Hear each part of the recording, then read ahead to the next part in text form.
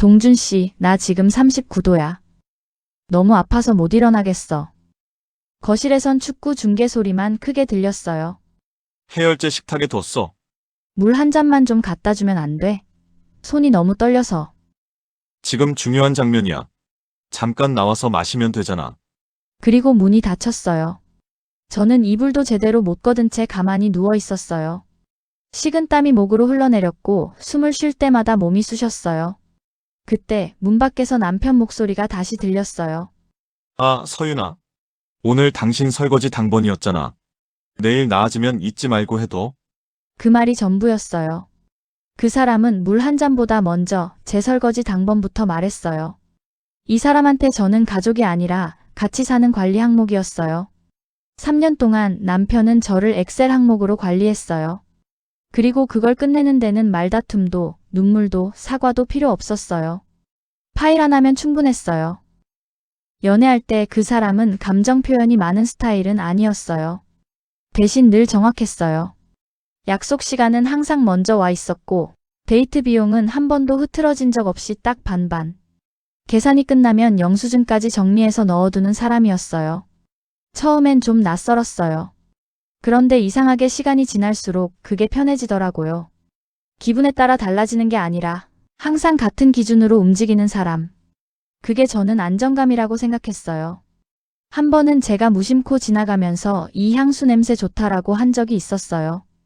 몇 달 뒤 제 생일날 그 사람이 그 향수를 그대로 사서 주더라고요. 저는 그때 확신했어요. 아, 이 사람은 표현은 서툴러도 나를 제대로 기억하는 사람이구나. 결혼 얘기가 나왔을 때도 비슷했어요. 우리 결혼하면 돈 문제로 싸우지 말자. 각자 벌고 공정하게 나누고 깔끔하게 관리하자. 누가 더 냈네, 덜 냈네로 다투지 않아도 되는 관계.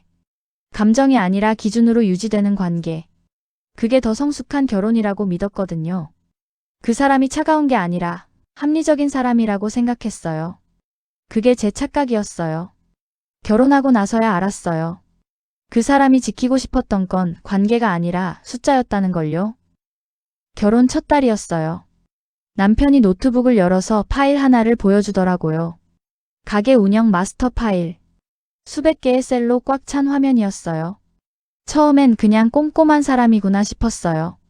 그런데 항목을 하나씩 보는데 이상한 것들이 눈에 들어오기 시작했어요. 가사 퀄리티 점수, 요리 횟수 대비 비용 효율, 욕실 사용 시간, 그리고 그 아래 규칙이 하나 있었어요. 가사 퀄리티 점수가 기준 이하로 떨어지면 그만큼 공동생활비의 5% 추가 부담.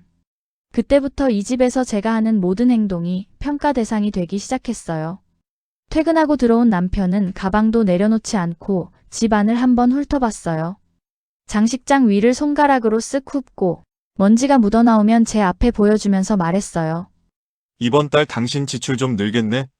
마트에 가면 카트를 2개 썼어요. 공동으로 먹을 것, 각자 먹을 것. 계산대 앞에 서면 남편은 스마트폰 계산기를 켜고 10원 단위까지 나누기 시작했어요.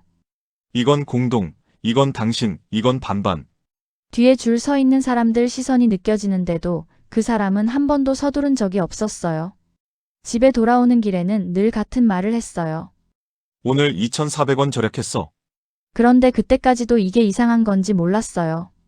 그냥 원래 결혼은 이런 건가 보다 했어요. 제가 예민한 건가 싶었고요.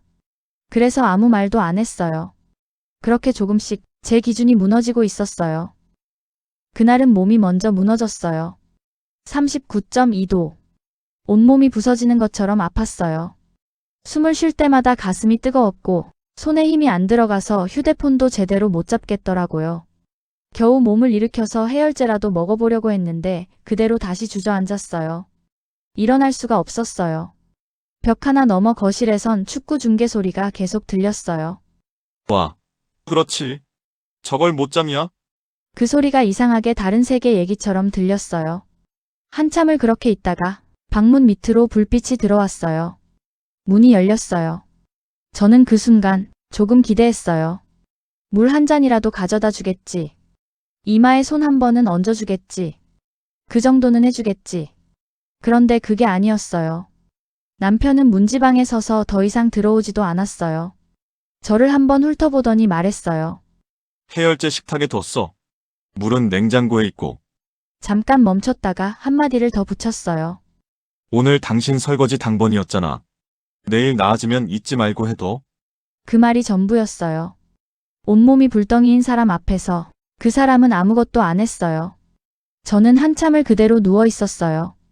이상하게 눈물도 안 나오더라고요. 그냥 머릿속이 조용해졌어요. 나는 이 집에서 가족이 아니구나.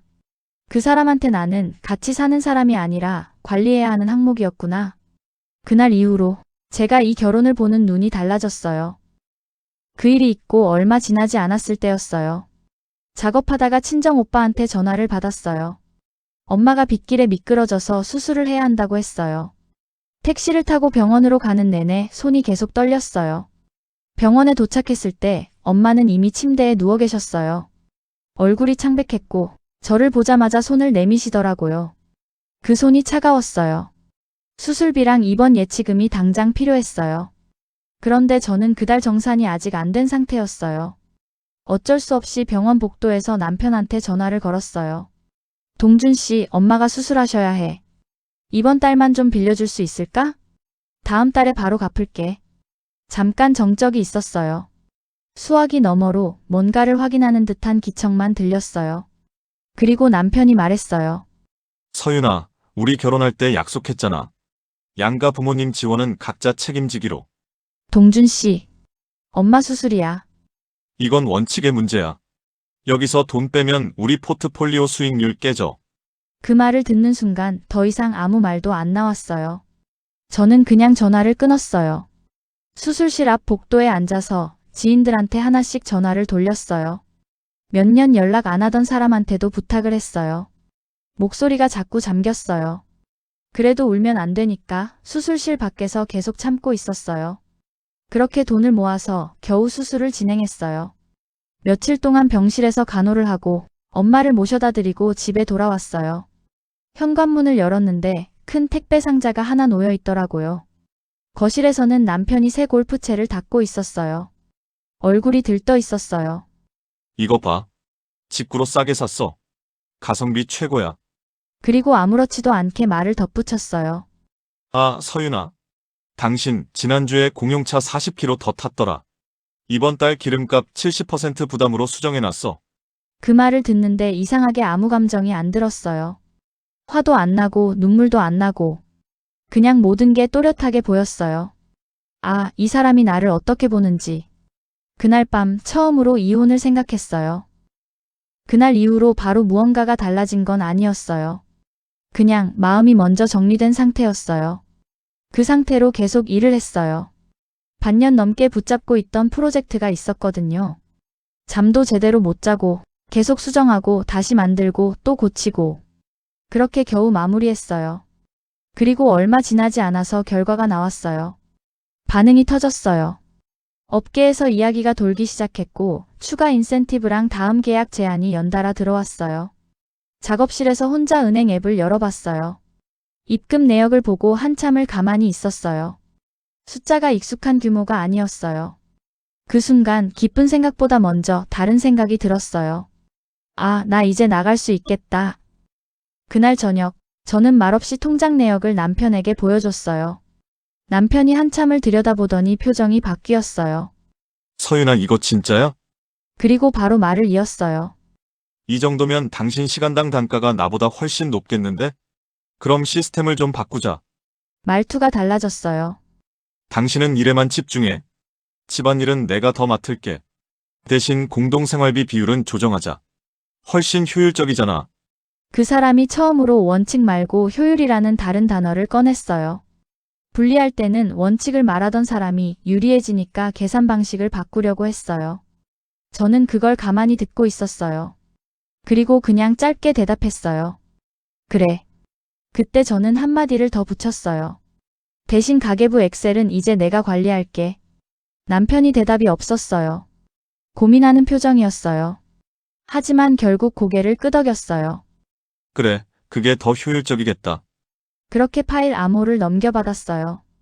그게 그 사람의 실수였어요. 그날 밤, 남편은 거실에서 설거지를 하고 있었고, 저는 작업실 문을 닫았어요. 그리고 그 파일을 열었어요. 가게 운영 마스터 파일. 처음엔 그냥 전체 흐름만 한번 보려고 했어요. 그런데 보다 보니까 이상한 게 하나 눈에 걸렸어요. 수식은 맞는데 전체 합계가 어딘가 어긋난 느낌. 그래서 하나씩 전부 눌러봤어요. 고정 지출 항목 하나. 업무상 접대비. 매달 비슷한 금액이 빠져나가고 있었어요. 영업직이니까 업무 접대비를 미리 결제해 둔 걸 수도 있겠지 싶었어요. 그런데 이상하게 연결된 메모도 없고 지출 내역도 하나도 없었어요. 그냥 숫자만 찍혀 있었어요.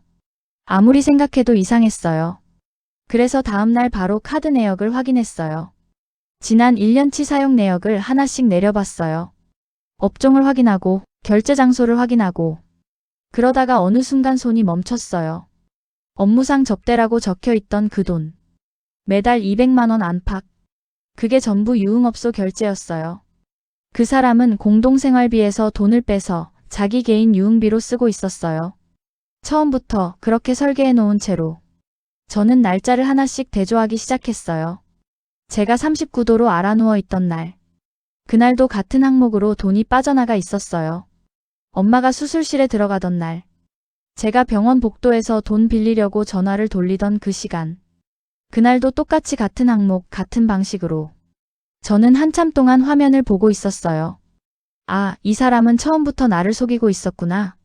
시간이 지날수록 머릿속이 아주 맑아졌어요. 그날 새벽이었어요. 저는 커피를 한 잔 타서 다시 앉았어요. 그리고 빈 문서를 하나 열었어요. 왼쪽에는 날짜와 상황을 적고 오른쪽에는 같은 날 빠져나간 금액을 적었어요. 한 줄 한 줄. 정리할수록 더 또렷해졌어요. 결국 파일을 하나 저장했어요. 파일 이름은 그 사람이 가장 좋아하는 방식으로 지었어요. 최종 정산 데이터. 다음날 아침 집안에 된장찌개 냄새가 퍼져 있었어요. 남편은 앞치마를 두르고 식탁을 차리고 있었어요. 서윤아, 밥 먹자. 아무 일도 없다는 것처럼 평소보다 더 밝은 얼굴이었어요. 저는 아무 말 없이 맞은편에 앉았어요. 남편이 찌개를 한 숟가락 뜨려는 순간 조용히 태블릿을 밀어놨어요.